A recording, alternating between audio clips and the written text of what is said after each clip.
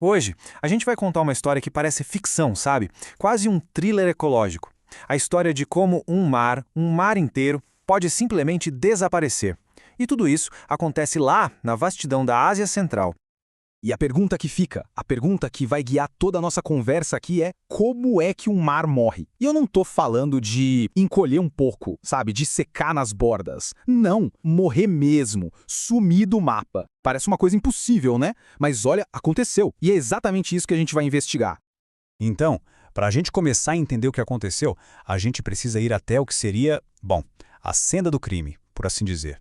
Vamos entrar na primeira parte da nossa análise. A morte de um mar.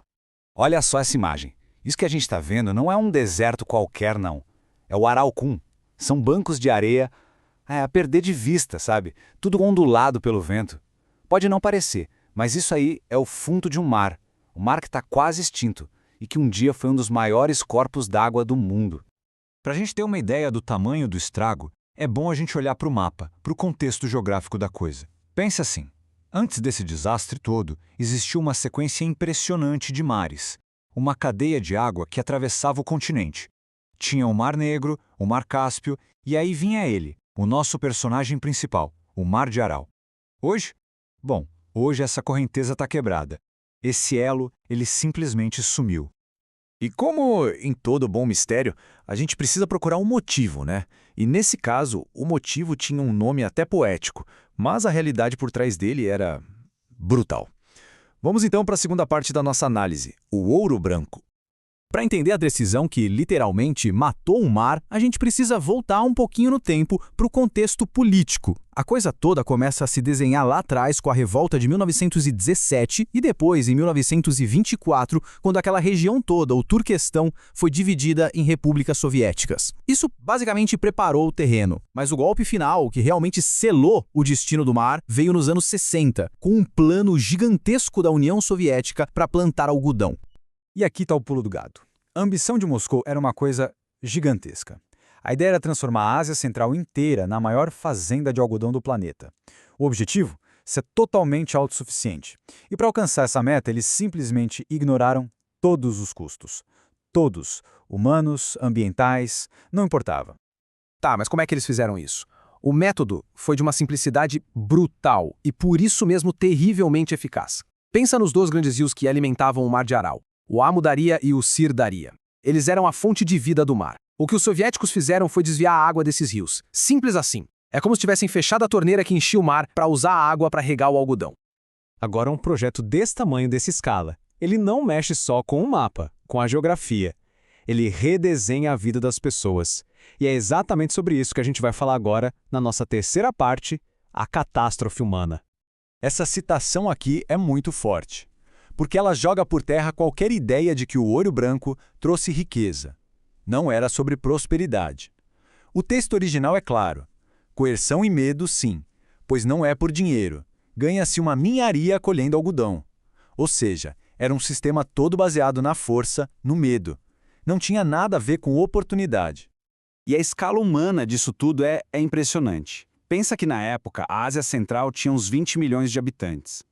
Desses 20 milhões, quase 2/3 estavam de um jeito ou de outro metidos na história do algodão. É a sociedade inteira mobilizada para um único esforço. E o custo humano disso era altíssimo. Era trabalho forçado para todo mundo. Crianças, idosos, estudantes, não escapava ninguém. Escolas e fábricas inteiras fechavam por meses na época da colheita. Os agricultores foram obrigados a parar de plantar o que sempre plantaram. E talvez o pior de tudo, todo mundo ficava exposto a pesticidas e fertilizantes tóxicos, que eram jogados de aviões e helicópteros, e quem mais sofria com as doenças eram as mulheres e as crianças. E qual foi o resultado de tudo isso? Bom, não foi só a morte de um mar. Foi o nascimento de uma coisa nova e terrível. Vamos para a nossa quarta parte, um deserto tóxico. E aqui vem a parte que é trágica e ao mesmo tempo irônica.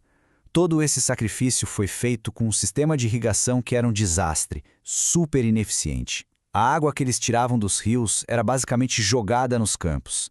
Uma parte enorme se perdia na areia, evaporava, muito antes de chegar nas plantas. Foi um desperdício colossal. E foi esse desperdício que selou o destino do Mar de Aral.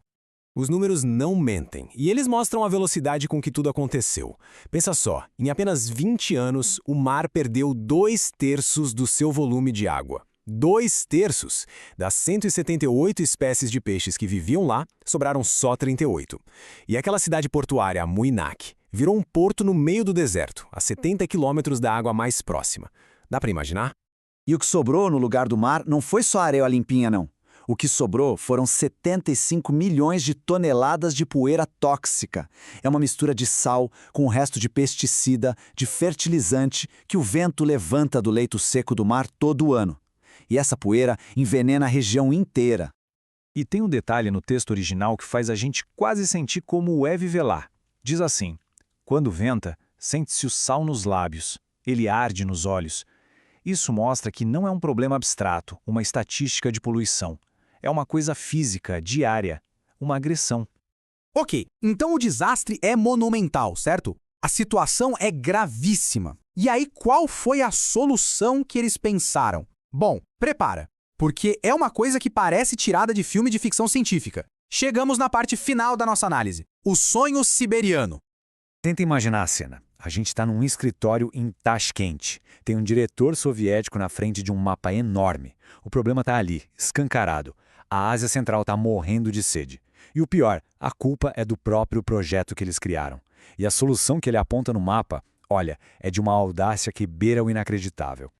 O plano era uma coisa de escala geológica, de mexer com o planeta. A primeira ideia que eles tiveram foi, literalmente, explodir montanhas para derreter as geleiras e conseguir mais água. Sim, explodir montanhas. Mas acharam que tinha uma ideia melhor. E essa ideia era ainda mais maluca. Pegar os rios gigantes da Sibéria, que correm para o norte e para o Ártico, e desviar o curso deles para o sul. E como? Cavando um canal de 2.500 quilômetros. Felizmente, alguém teve um pingo de bom senso e o projeto foi considerado arriscado demais e, ufa, foi abandonado. No fim das contas, a história do Mar de Aral é um alerta muito poderoso. Tudo começou com uma ambição de autossuficiência, um sonho de grandeza, e terminou com a criação de um deserto tóxico e uma catástrofe para milhões de pessoas. Isso nos deixa como uma pergunta final, uma pergunta que ecoa por toda essa história. Que tipo de ambição justifica a criação de um deserto?